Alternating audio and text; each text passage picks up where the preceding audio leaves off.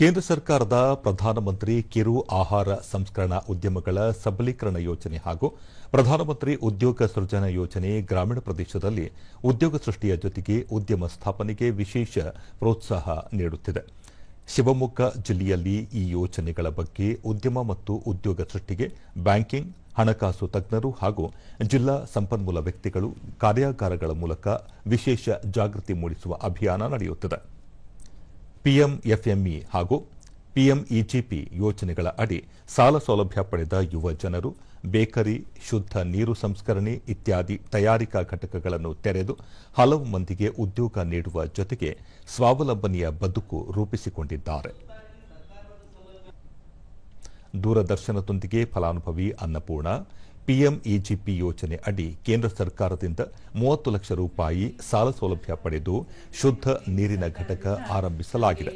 ಇದರಿಂದ ಉದ್ಯೋಗದ ಜೊತೆಗೆ ಸ್ವಾಭಿಮಾನದ ದುಡಿಮೆ ಸಾಧ್ಯವಾಗಿದೆ ಎಂದು ತಿಳಿಸಿದರು. ಪಡೆದುಕೊಂಡಿದ್ದೇವೆ. ಇದರೊಳಗೆ 10 ಜನರಿಗೆ ಕೆಲಸವನ್ನು ಕೊಟ್ಟಿರುತ್ತೇವೆ. ಎಲ್ಲರೂ ಕೇಂದ್ರ ಸರ್ಕಾರದಿಂದ ಅನುಕೂಲಗಳನ್ನು ಪಡೆದುಕೊಳ್ಳ. ಮತ್ತೋರ್ವ ಫಲಾನುಭವಿ ಗಣೇಶ್, ತಾವು 20 ಲಕ್ಷ ರೂಪಾಯಿ ಸಾಲ ಪಡೆದು ಬೇಕರಿ ಮಳಿಗೆ ತೆರೆದಿದ್ದೇವೆ. ಯಾವುದೇ ಆಸ್ತಿಯ ಅಡಮಾನ ಇಲ್ಲದೆ ಸಾಲ ಸೌಲಭ್ಯ ದೊರಕಿದೆ ಎಂದು ತಿಳಿಸಿದರು.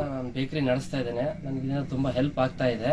ನಾನು ಬ್ಯಾಂಕಿಗೆ ಹೋದ್ರೆ ನನಗೆ 20 ಲಕ್ಷ ಸಾಲ ಕೊಡಿ ಅಂತ ಕೇಳಿದ್ರೆ ಮನೆ ಮತ್ತೆ ಅದು ಇದು ಸಾಲ ಅಂತ ಕೇಳ್ತಿದ್ರು. ಯಾವುದೇ ಅಡಮಾನ ಇಲ್ಲದೆ ನನಗೆ ಬ್ಯಾಂಕಿಂದ ಸಾಲವನ್ನು ನೀಡಿದ್ದಾರೆ.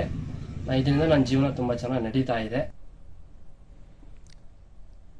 ಉದ್ಯಮ ಮಿತ್ರ ಸಂಸ್ಥಾಪಕ ಹಾಗೂ ಪಿಎಂಎಫ್ಎಂಇ ಜಿಲ್ಲಾ ಸಂಪನ್ಮೂಲ ಅಧಿಕಾರಿ ನವೀನ್ ಕುಮಾರ್, ಎರಡೂ ಯೋಜನೆಗಳು ಉದ್ಯಮ ಸ್ಥಾಪನೆಗೆ ಅತ್ಯಂತ ಪೂರಕವಾಗಿವೆ. ಅಲ್ಲದೆ ಸಾಕಷ್ಟು ಸಬ್ಸಿಡಿಗಳು ಲಭ್ಯವಿದೆ ಎಂದು ಮಾಹಿತಿ ನೀಡಿದರು. ವ್ಯವಸ್ಥೆಯನ್ನ ಕೇಂದ್ರ ಸರ್ಕಾರ ಮಾಡಿದೆ. ಅದರ ಜೊತೆಗೆ ಅಗ್ರಿ ಎಂಟರ್ಪ್ರೈನರ್ಸ್ ಅಂದ್ರೆ ಅಗ್ರಿ ಇನ್ಫ್ರಾಸ್ಟ್ರಕ್ಚರ್ ಫಂಡ್ ಅಂತ ಇದೆ. ನೀವು agriculture related warehouse, godowns, cold storage ಇದನ್ನ ಮಾಡಬೇಕು ಅಂದ್ರೆ 2 ಕೋಟಿವರೆಗೂ ಕೂಡ ಯಾವುದೇ ಅಡಮಾನ ಇಲ್ದಂಗೆ ಬ್ಯಾಂಕುಗಳು ಕೊಡ್ತಾ ಇದ್ದಾವೆ. ಅದು ಸರ್ಕಾರದ ಆದೇಶದ ಮೇರೆಗೆ.